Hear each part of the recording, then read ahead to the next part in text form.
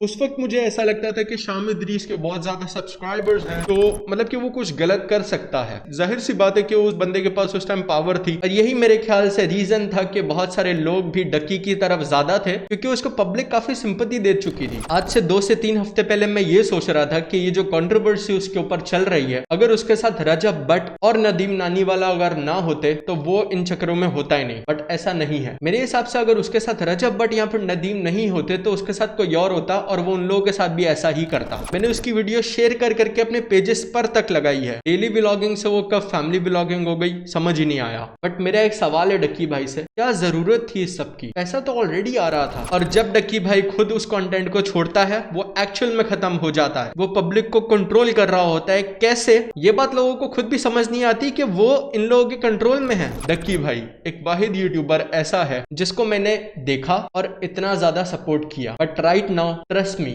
मुझे इस चीज का बहुत रिग्रेट है। मुझे ऐसा लगता है कि शाम इदरीस अपनी बात समझा ही नहीं पाया था उस टाइम। मतलब कि शाम इदरीस को बोलना ही नहीं आता मेरे हिसाब से। अगर उसके साथ कुछ हुआ भी था या फिर वो कुछ गलत नहीं कर रहा था, तो वो मेरे हिसाब से अपने आप को बहुत अच्छे तरीके से डिफाइन कर सकता था, बट उसने नहीं किया। And that is the reason Ducky भाई ने उस चीज का फायदा उठाया।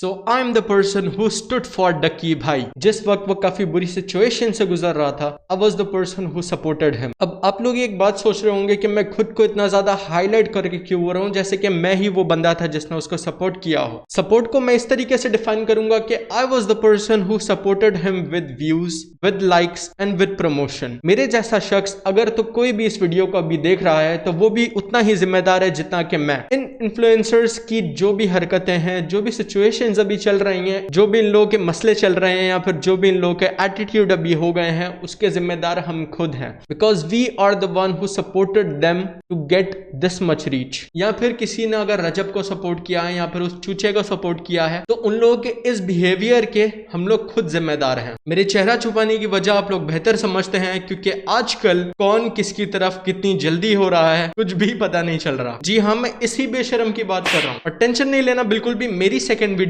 इस ही बंदे के ऊपर आएगी।